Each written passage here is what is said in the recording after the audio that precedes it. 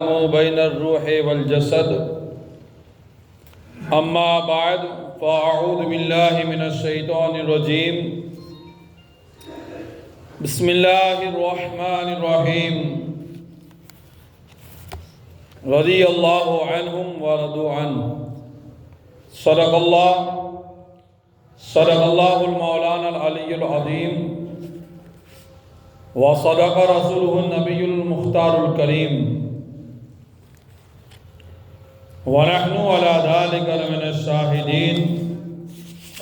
وَالشَّاكِرِينَ وَالذَّاكِرِينَ وَالْعَارِفِينَ وَالْمُطْمَئِنِّينَ وَالْحَمْدُ لِلَّهِ رَبِّ الْعَالَمِينَ۔ بادۂ توحید کے متوالوں، شمع نبوت کے پروانوں، اولیاء اللہ سے عقیدت و محبت رکھنے والوں، آئے سب سے پہلے مراد مل کر آقائے نامدار، مدینے کے تاجدار، دونوں عالم کے مالک اور مختار، گنبد خضرا میں آرام فرمانے والے آقا، قیامت کے دن ہم گنہگاروں کے سہارا، دائی حلیمہ کے جگر کے پارے، آمینہ کی آنکھوں کے تارے،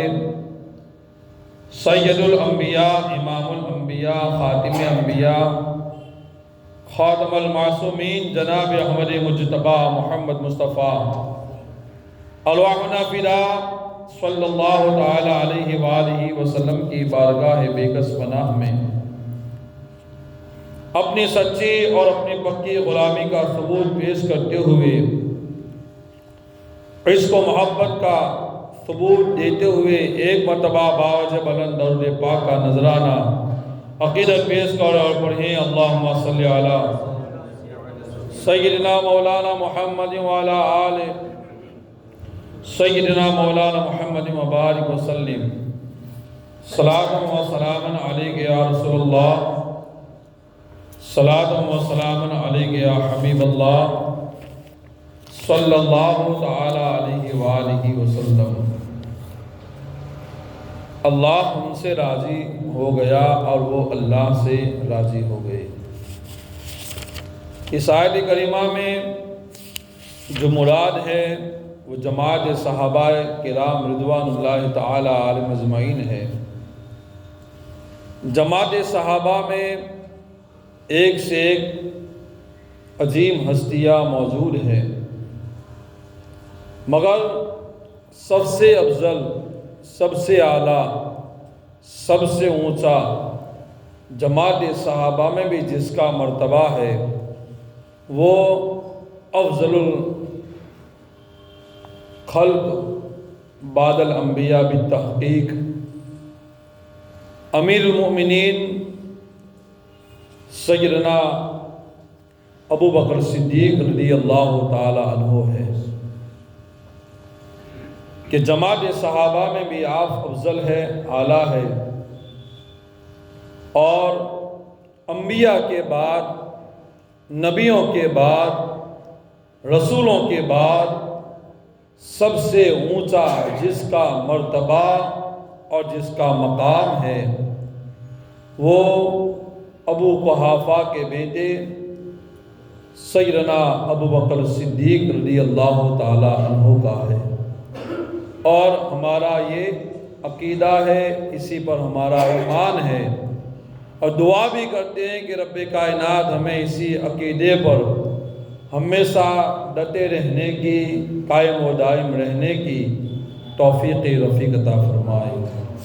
اعلیٰ حضرت امام عشق و محبت، پروانہ سمعی رسالت، امام احمد رضا خاں فاضل بریلوی رضی اللہ تعالیٰ عنہ نے مصطفیٰ دان رحمت پہ لاکھوں سلام، شمع بزم ہدایت پہ لاکھوں سلام، اس سلام کے اندر 165 اشعار آپ نے لکھے ہیں۔ آپ نے اہل بیت پاک اطہار کی بارگاہ میں بھی سلام پیش کیا ہے۔ آپ نے اللہ کے پیارے نبی صلی اللہ تعالی علیہ وسلم کے ہر انگ کے اوپر، آنکھ ہو، کان ہو، زبان ہو، ہاتھ ہو، پاؤں ہو، کمر ہو، سر کے بال ہو، کوئی بھی چیز ہو، آپ نے سلام کو عرض کیا ہے۔ جماعت صحابہ میں بھی امام اہل سنت امام احمد رضا خواہ فاضل بریلوی رضی اللہ تعالیٰ عنہ نے سلام کا نذرانہ پیش کیا ہے۔ وہیں جا کر ایک شعر یہ بھی ملتا ہے کہ جو خاص طور پر سیدنا صدیق اکبر کے بارے میں ہے، اصدق الصادقین سید المتقین، اصدق الصادقین سید المتقین، چشمے غوث وزارت پہ لاکھوں سلام، چشمے غوث وزارت پہ لاکھوں سلام۔ تو اعلیٰ حضرت نے سیدنا صدیق اکبر رضی اللہ تعالیٰ عنہ کی بارگاہ میں بھی سلام پیش کیا ہے۔ آؤ سنیں کہ سیدنا صدیق اکبر رضی اللہ تعالیٰ عنہ کیسی شخصیت ہے۔ یہ بارہا ہر سال الحمدللہ میں شان صدیق اکبر بیان کرتا ہوں اور کرتا رہوں گا، اس لیے کہ زمانے کو آج شان صدیق اکبر سمجھانا یہ بہت ضروری ہے۔ آج امت مسلمہ فتنوں سے دوچار ہو رہی ہے۔ سنیت فتنوں کی طرف نہ بڑھ جائے اور فتنوں کا شکار نہ ہو جائے، اس لیے صحابہ کی سیرت کو بیان کرنا یہ بے حد ضروری ہے۔ اور صحابہ کی سیرت میں ان چار لوگوں کا ذکر بہت ہی ضروری ہے، اور ان چاروں میں بھی سیدنا صدیق اکبر رضی اللہ تعالیٰ عنہ کا ذکر جمیل یہ تو ہونا ہی چاہیے، اس لیے کہ ہمارا عقیدہ ہے کہ نبیوں کے بعد سب سے افضل اگر کوئی ذات ہے تو وہ سیدنا صدیق اکبر ہے، اور یہی خلیفہ اول ہے۔ آپ سے پہلے نہ کوئی خلیفہ ہے، آپ کے بعد سارے ہیں۔ حضرت عمر فاروق اعظم ہیں، حضرت عثمان غنی ہیں، مولا علی کرم اللہ تعالی وجہ الکریم ہیں، مگر سب سے پہلے جو خلیفہ ہے وہ سیدنا ابا بکر صدیق رضی اللہ تعالیٰ عنہ کی ذات گرامی ہے۔ سیدنا ابو بکر صدیق رضی اللہ تعالیٰ عنہ کا آپ نسب نامہ بھی دیکھیں، بڑا بہترین نسب نامہ ہے۔ آپ والد کی طرف سے بھی آپ کا اگر نسب نامہ دیکھیں گے، والدہ کی طرف سے بھی سیدنا صدیق اکبر رضی اللہ تعالیٰ عنہ کا نسب نامہ دیکھیں گے تو 7ویں پشت میں ہمارے پیارے نبی صلی اللہ تعالی وسلم کے ایک دادا جن کا نام کلاب ہے، وہیں سے آپ کا نسب نامہ جڑ جاتا ہے، وہیں سے آپ کا نسب نامہ جڑ جاتا ہے۔ اور سیدنا صدیق اکبر رضی اللہ تعالیٰ عنہ کا نام صدیق نہیں ہے، یہ تو آپ کا لقب ہے، اور اسی لقب سے آپ زمانے میں مشہور ہوئے۔ ابو بکر بھی آپ کا نام نہیں ہے، صدیق بھی آپ کا نام نہیں ہے، یہ تو لقب ہے۔ آپ کا جو اصلی نام ہے، کتاب کے اندر جو لکھا ہے، آپ کا اصلی نام عبداللہ ہے، عبداللہ آپ کا نام ہے، اور آپ کے والد محترم کا نام ابو قحافہ ہے۔ سجرہ کیوں بیان کیا جاتا ہے؟ سجرے سے پتہ چلتا ہے کہ اولاد کتنی پاک و صاف ہے۔ ہمارے پیارے نبی صلی اللہ تعالی وسلم کا سجرہ حضرت آدم سے لے کر کلاب تک اور ہمارے نبی تک یہ سب پاک و صاف اور ستھرا ہے۔ آپ کی ماؤں میں بھی اور آپ کے اجداد میں بھی، آپ کے باپ داداؤں میں بھی کوئی ایسا نہیں ہے۔ یعنی ہمارے نبی کی میں بات کر رہا ہوں کہ جس نے شرک کیا ہو، جس نے کفر کیا ہو، جس نے زنا کروایا ہو، جس نے بلاکاری کروائی ہو، ایسا کوئی نہیں ملتا ہے۔ اسی طریقے سے ایک دوسری ساکھ جو سیدنا صدیق اکبر رضی اللہ تعالیٰ عنہ کے ذات سے ملتی ہے کہ دوسری ٹہنی پر کلاب سے لے کر ہمارے پیارے نبی صلی اللہ علیہ وسلم کا صدرہ بھی پاک و صاف ہے، اسی طریقے سے کلاب سے لے کر سیدنا صدیق اکبر اور حضرت آدم سے لے کر سیدنا صدیق اکبر رضی اللہ تعالیٰ عنہ تک بھی پاک و صاف پورا صدرہ نظر آتا ہے۔ آپ کے باپ داداؤں میں بھی، یعنی صدیق اکبر کے باپ داداؤں میں بھی کوئی آپ کو کفر والا نہیں ملے گا، کوئی آپ کو شرک والا نہیں ملے گا، کوئی آپ کو بدکاری والا نہیں ملے گا۔ ایک ٹہنی پر ایک ٹہنی پر مائی آمنہ سے محمد رسول اللہ جنم لیتے ہیں، تو دوسری ٹہنی پر ام الخیر سے سیدنا صدیق اکبر رضی اللہ تعالیٰ عنہ اس دنیا میں تشریف لاتے ہیں۔ سیدنا صدیق اکبر کا یہ نسب نامہ بھی پاک و صاف ہے، اس لیے کہ نبی کا نسب نامہ حضرت آدم سے لے کر کلاب تک اور اب ہمارے نبی تک پاک و صاف ہے۔ آگے بڑھے حضرات محترم، حضرت سیدنا صدیق اکبر رضی اللہ تعالیٰ عنہ کا زمانہ جاہلیت کے اندر بھی آپ کا نام امام زرقانی رحمۃ اللہ تعالیٰ نے لکھا ہے کہ آپ کا نام عبد رب کعبہ تھا، عبد رب کعبہ تھا، یہ آپ کا زمانہ جاہلیت میں نام تھا۔ اور سکاہ روایت کے مطابق زمانہ جاہلیت کے اندر بھی حضرت سیدنا صدیق اکبر رضی اللہ تعالیٰ عنہ کا نام عبداللہ تھا، یعنی اسلام لانے سے پہلے بھی آپ کو عبداللہ پکارا جاتا تھا، اسلام لانے کے بعد بھی آپ کا نام عبداللہ ہے۔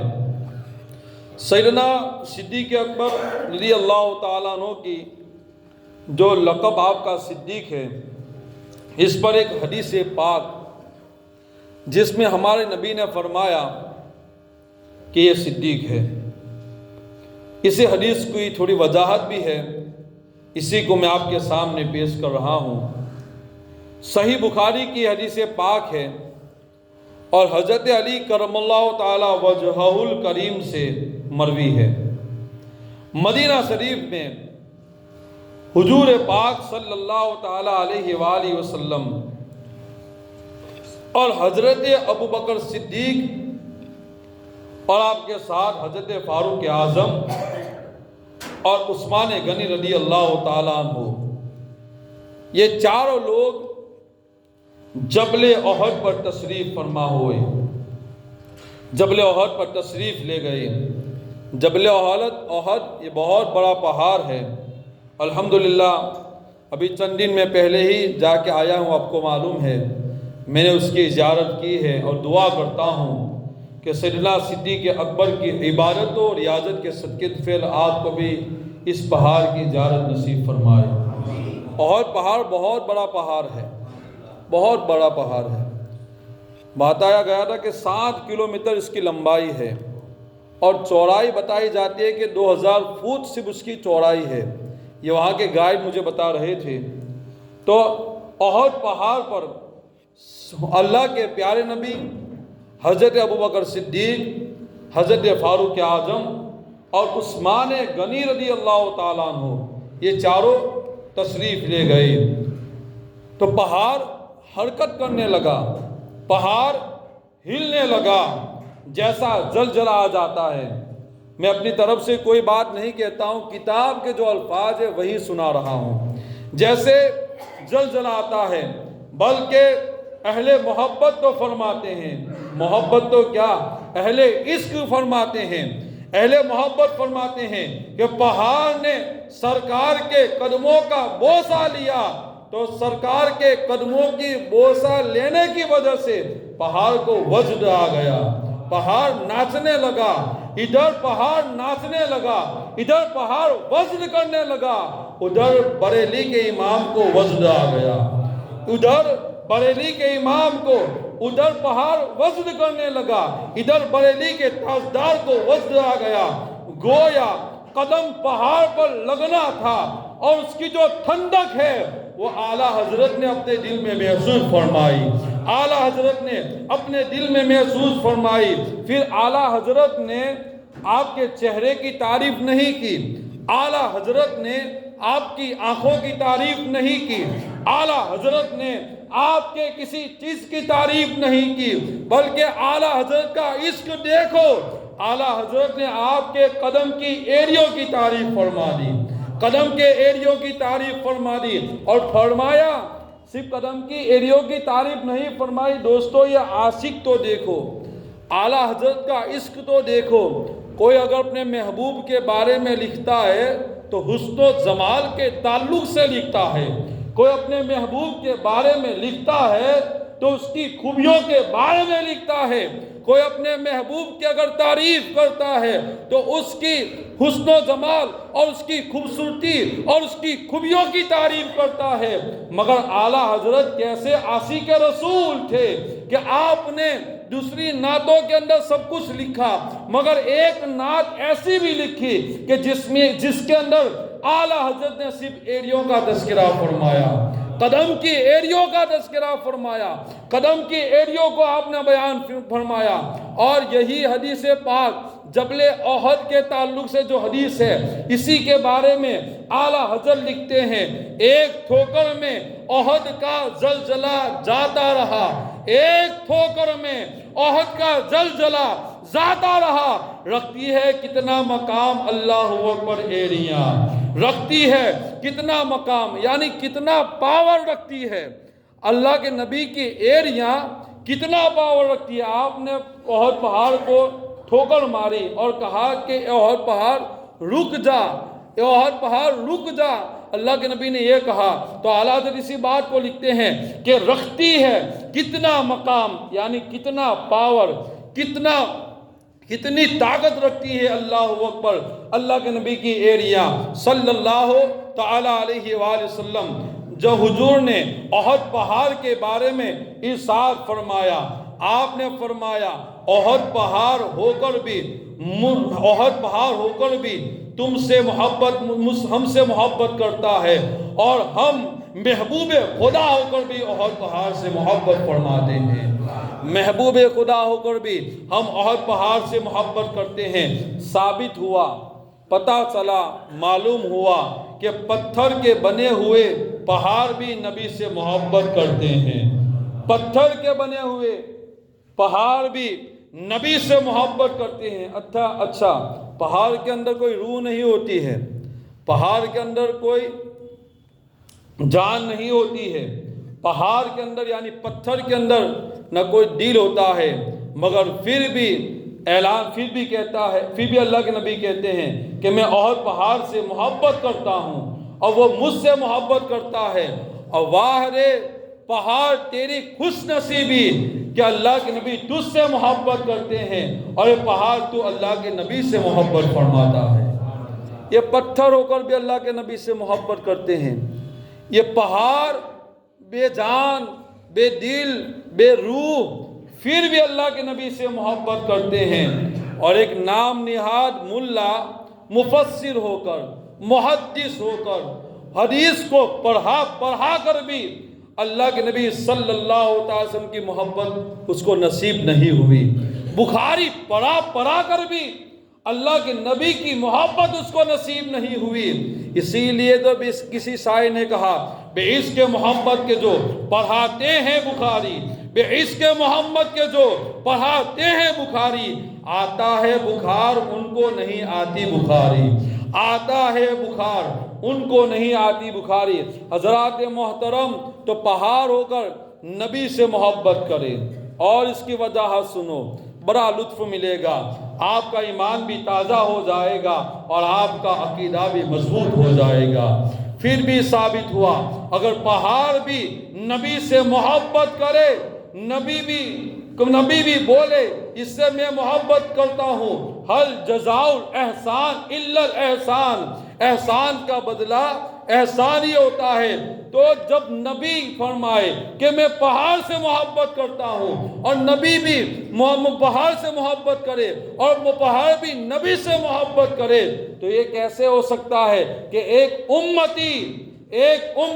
نبی سے محبت کرے اور نبی کو اس بات کا علم ہی نہ ہو؟ پہاڑ کی محبت کا پتہ چل جائے نبی کو، اور امتی جو اشرف المخلوقات ہے، سب سے اونچا جو مقام رکھتا ہے، وہ نبی سے محبت کرے اور نبی کو معلوم ہی نہ ہو، ایسا کیسے ہو سکتا ہے؟ یہ بھی معلوم ہوا اگر پہاڑ کے دل میں بھی نبی کی محبت ہو تو آپ کو پتہ چل جاتا ہے انسان کے دل میں اگر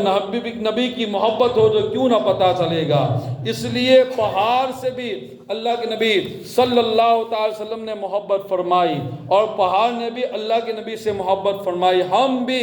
الحمدللہ ہمارے نبی سے پیار کرتے ہیں اور ہمارا عقیدہ ہے، ہمارا یہ ایمان ہے کہ ہمارے نبی آخری نبی صلی اللہ تعالیٰ علیہ وسلم ہے۔ اور آخری نبی کے عقیدے پر سیدنا صدیق اکبر کی زندگی کو آپ پڑھیں گے تو سیدنا صدیق اکبر رضی اللہ تعالیٰ عنہ نے جھوٹے 10 نبیوں کے دعوے کرنے والے کو قتل فرمایا تھا، جھوٹے 10 مسلمہ قذاب کر کے۔ ایسے کئی لوگ ہیں کہ ناموس رسالت پر، خاتم النبیین صلی اللہ علیہ وسلم کے عقیدے پر جس نے پہرا دیا اس ذات کا نام سیدنا صدیق اکبر رضی اللہ تعالیٰ عنہ ہے۔ کہ آپ کے دور کے اندر، آپ کے زمانے کے اندر جن لوگوں نے نبوت کا جھوٹا دعویٰ کیا، سیدنا صدیق اکبر نے ان کو قتل فرما دیا۔ ایسے لوگ ایسے ہی ہوتے ہیں، ایسے دعوے کرنے والے، ایسے فتنہ پیدا کرنے والے لوگوں کا ایسا ہی حسر ہوتا ہے، ایسا ہی ان کا حسر ہوتا ہے۔ پھر باتوں سے بات نہیں بنتی ہے بلکہ ان کی یہی سزا ہوا کرتی ہے۔ درود پاک پڑھیں، اللہم صلی علی سیدنا مولانا محمد وعلی آل سیدنا مولانا محمد مبارک وسلم، صلاۃ و سلام علیک یا رسول اللہ صلی اللہ علیہ وسلم۔ احد پہاڑ پر اللہ کے نبی صلی اللہ تعالی وسلم تشریف لے گئے اور وہیں پر آپ نے فرمایا، بات اصل یہ ہے کہ اے احد پہاڑ ٹھہر جا، رک جا، تیرے اوپر ایک نبی ہے، تیرے اوپر ایک صدیق ہے اور تیرے اوپر 2 شہید ہونے والے لوگ ہیں۔ عمر فاروق اعظم اور عثمان غنی رضی اللہ تعالیٰ عنہ کے تعلق سے